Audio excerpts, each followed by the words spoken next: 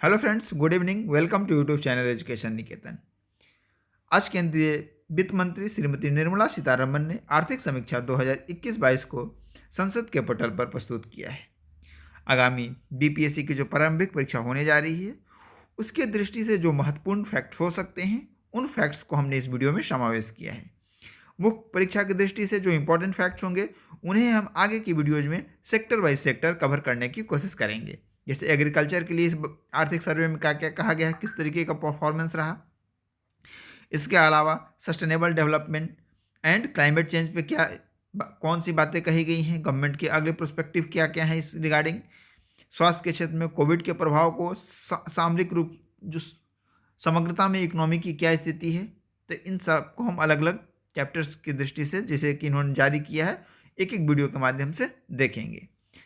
तो चलिए प्रीलिम्स वाले फैक्ट्स आज देखते हैं इस वीडियो में। वित्त वर्ष 21-22 में रियल टर्म में 9.2% विकास दर का अनुमान लगाया गया है। साथ ही साथ वित्तीय वर्ष 2022-23 के लिए जीडीपी के 8.0 से लेकर 8.5% की दर से विकसित होने का अनुमान लगाया गया है। साथ ही साथ अप्रैल से नवंबर 2021 के दौरान पूंजी व्यय में सालाना आधार पर 13.5% की बढ़ोतरी दर्ज की गई है। 31 दिसंबर 2021 तक विदेशी मुद्रा भंडार 633.6 बिलियन डॉलर के स्तर पर पहुंच गया है। तो इस आंकड़े को आप याद रखेंगे कि 31 दिसंबर तक विदेशी मुद्रा भंडार जो है वो 600। अगर हम सामाजिक क्षेत्र में जीडीपी की तुलना में सामाजिक क्षेत्र सेवाओं पर व्यय की बात करें, तो यह 2014-15 की तुलना में जबकि 6.2% था, बढ़कर 8.6% हो गया है। तो आप जब विकास की बात करोगे सामाजिक क्षेत्र की, तो इस तरीके के आंकड़ों का उल्लेख आप कर सकते हैं। साथ ही साथ आप लिखेंगे कि आर्थिक सर्वेक्षण 21-22 में इसका उल्लेख किया गया है। 31 दिसंबर 2021 तक बैंक ऋण 9.2% की बढ़ोतरी हुई है। 75 आईपीओ के माध्यम से 89,066 करोड़ रुपए जुटाए गए हैं, जो कि पिछले दशक के किसी भी वर्ष से ज़्यादा धनराशि है। अगर हम सीपीआई मुद्रास्फीति की बात करें, तो यह घटकर 5.2% हो गया है। और अगर हम फूड इन्फ्लेशन की बात करें, तो 2.9 के निचले स्तर पर है अपना।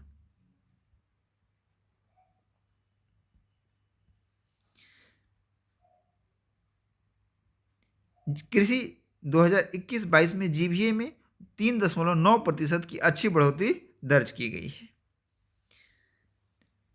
ये फैक्ट्स मुख्य परीक्षा की दृष्टि से दोनों इंपॉर्टेंट हो सकते हैं। 2020-21 में प्रतिदिन सड़क निर्माण बढ़कर 36.5 किलोमीटर हो गया है। पिछले साल की तुलना में 30.4% की इसमें वृद्धि हुई है। एसडीजी यानी सस्टेनेबल डेवलपमेंट गोल 2020-21 में नीति आयोग डैशबोर्ड पर ओवरऑल स्कोर बेहतर होकर 66 पहुंच गया है।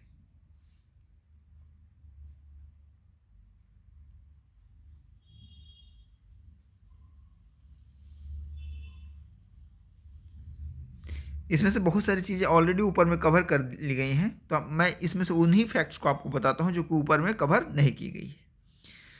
जैसे आईएमएफ की ताज़ा विश्व आर्थिक परिदृश्य अनुमान के तहत 21-22 और 22-23 में भारत की रियल जीडीपी विकास दर 9% और 23-24 में 7.1% रहने की संभावना है, जिससे भारत अगले 3 साल तक दुनिया की सबसे तेजी से उभरती अर्थव्यवस्था बनी रहेगी।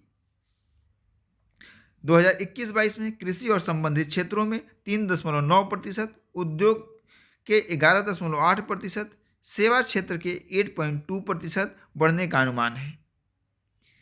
मांग की बात करें तो 21-22 में खपत 7%, सकल अस्थायी पूंजी निर्माण 15%, निर्यात 16.5% और आयात 29.4% बढ़ने का अनुमान लगाया गया है। ऊंचे विदेशी मुद्रा भंडार, टिकाऊ प्रत्यक्ष विदेशी निवेश, निर्यात में वृद्धि संयोजन से 2022-23 में वैश्विक स्तर पर तरलता में संभावित कमी के खिलाफ पर्याप्त समर्थन देने में सहायता मिलेगी। इसमें ये भी कहा गया है कि जो भारतीय अर्थव्यवस्था है, उसने इस बार का जो लॉकडाउन था, जो सेकेंड वेव में लगाया गया था उस पर आर्थिक प्रभाव कम पड़े, इस तरीके का मैनेजमेंट किया गया, किंतु जो स्वास्थ्य पर गहरा प्रभाव पड़ा है इससे इनकार नहीं किया जा सकता। इस बात की पुष्टि आर्थिक सर्वे में भी की गई है।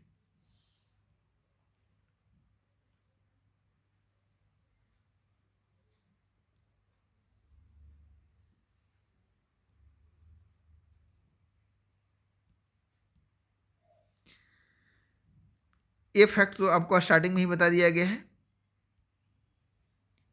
कि एसडीजी की सुधर कर कितना हो गया डैशबोर्ड में 66, जो कि 19-20 में 60 था और 18-19 में 57 था। तो आप देख सकते हैं कि इसमें किस तरीके का इंप्रूवमेंट दिख रहा है। फ्रंट रनर्स 65 टू 99 स्कोर 2020-21 में 22 राज्यों तथा केंद्र शासित प्रदेशों में बढ़ी, जो कि 2019-20 में 10 में थी। नीति आयोग पूर्वोत्तर क्षेत्र एसडीजी सूचकांक 2021-22 के तहत 64 फ्रंट रनर्स और 33 जिले परफॉर्मर्स रहे हैं। भारत विश्व में 10वां सबसे बड़ा वन क्षेत्र वाला देश है। तो अगर कहीं आपसे प्रश्न जलवायु पे पूछा जाए या वन क्षेत्र पे पूछा जाए तो इन आंकड़ों का आप उल्लेख कर सकते हैं। साथ ही साथ 2010 से 2020 के दौरान वन क्षेत्र में वृद्धि के मामले में 2020 में भारत विश्व में तीसरा स्थान पर रहा है।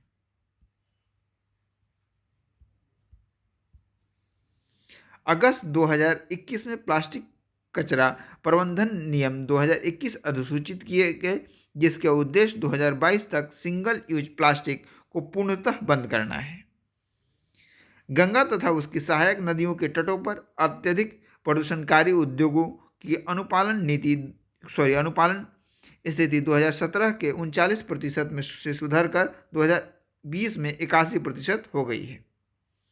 उपसर्जित अपशिष्ट में 2017 में के 349.13 मिलियन लीटर दैनिक से 2020 में 280.20 MLD की कमी आई है। इसके बाद अगर हम कृषि क्षेत्र की बात करें तो पिछले 2 वर्षों में कृषि क्षेत्र में विकास देखा गया है। देश के कुल मूल्यवर्धन यानी जीवीए में महत्वपूर्ण 18.8% 2021-22 की वृद्धि हुई। इस तरह 2020-21 में 3.6% की वृद्धि हुई और 2021-22 में 3.9% की वृद्धि दर्ज की गई है। न्यूनतम समर्थन मूल्य नीति का उपयोग फसल विविधीकरण को प्रोत्साहित करने के लिए किया जा रहा है। 2014 में SAS रिपोर्ट की तुलना में न्यूनतम सिचुएशन असेसमेंट सर्वे में फसल उत्पादन में शुद्ध प्राप्तियों में 22.6% की वृद्धि हुई है। पशुपालन, डेयरी, मछली पालन सहित संबंधित क्षेत्र तेजी से वृद्धि वाले क्षेत्रों के रूप में तथा कृषि में संपूर्ण वृद्धि के प्रमुख प्रेरक के रूप में उभर कर सामने आए हैं। इसके बाद कृषि परिवारों के विभिन्न समूहों में अस्थायी आय का साधन रहा है और ऐसे उन परिवारों की औसत मासिक आय यह लगभग 15% है।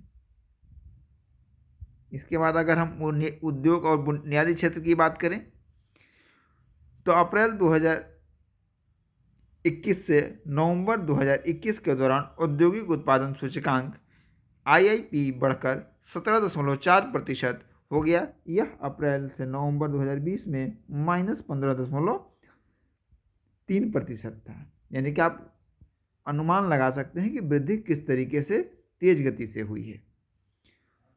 वर्ष 2020-21 में प्रतिदिन सड़क निर्माण की सीमा को बढ़ाकर 36.5 किलोमीटर प्रतिदिन कर दिया गया, जो कि मैंने आपको शुरुआत में ही बताया, जो कि 30.4% की वृद्धि है। सेवाओं की बात करें तो जीवीए की सेवाओं ने वर्ष 2021-22 की जुलाई-सितंबर तिमाही में पूर्व महामारी स्तर को पार कर लिया है। व्यापार, परिवहन आदि जैसे कॉन्ट्रैक्ट इंसेंटिव सेक्टरों का जीवीए अभी भी पूर्व महामारी से नीचे बना हुआ है। यानी कि आपको पता है कि अगर कोविड से अगर कोई सबसे अधिक सेक्टर प्रभावित हुआ है तो प्रभावित सेक्टर है सर्विस सेक्टर। खासकर इसमें कौन कौन से सेक्टर्स हैं तो एविएशन प्रभावित हुआ है, टूरिज्म प्रभावित हुआ है और होटल इंडस्ट्री प्रभावित हुई है। तो ये 3 चीज़ सबसे ज़्यादा अफेक्ट हुए हैं कोविड-19 के लॉकडाउन से।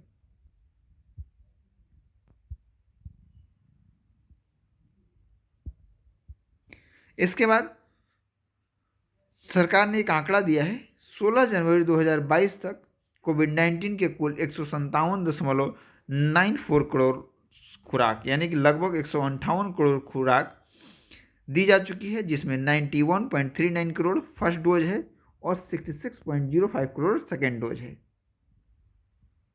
इसके अलावा एक और भी इम्पॉर्टेंट फैक्ट है कि कुल प्रजनन दर यानी कि TFR 2019-21 में घटकर 2 हो गई है, जो कि 2015-16 में 2.22 थी। इस आंकड़े का भी उपयोग आप हमेशा उत्तर लेखन में कर सकते हैं। भारत का जो TFR है वो घटकर 2 आ गया है, जो कि 15-16 में 2.2 था।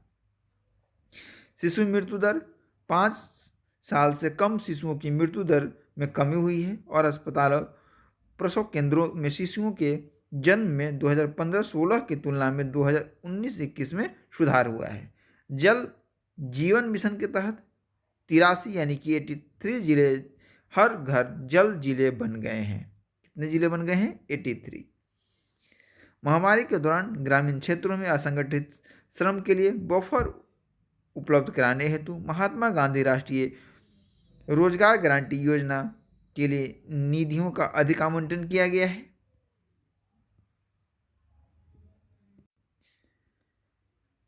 अगर राजकोषीय मजबूती की बात की जाए तो कुछ नकारात्मक जो बिंदु रहे हैं उनका भी उल्लेख इस बार इकोनॉमी सर्वे में किया गया है। जैसे कि कोविड-19 के चलते उधारी बढ़ने के साथ 2020-21 में केंद्र सरकार का कर्ज बढ़कर GDP का 59.3% हो गया। इस आंकड़े को भी आप याद रखेंगे कि केंद्र का जो ऋण है वो कितना परसेंट हो गया है? GDP का 59.3% हो गया, जो कि 2019-20 में GDP का 49.1% था, यानी कि 10% की लगभग कर्ज में इंक्रीजमेंट हुई है, जो कि किसी भी अर्थव्यवस्था के लिए अच्छे संकेत नहीं कहे जा सकते।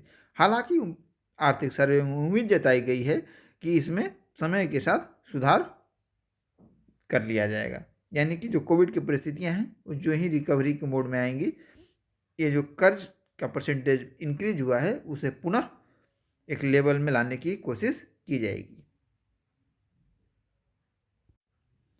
एक और भी इम्पोर्टेंट डेटा है जहां से प्रश्न पूछे जा सकते हैं, इसे भी आप मार्क कर लें कि नवंबर 2021 के अंत तक चीन, जापान और स्विट्जरलैंड के बाद भारत चौथा सबसे ज़्यादा विदेशी मुद्रा भंडार वाला देश है। और विदेशी मुद्रा भंडार कितना रहा है वो मैंने आपको स्टार्टिंग में ही बताया है कि 31 दिसंबर तक $633.6 बिलियन का।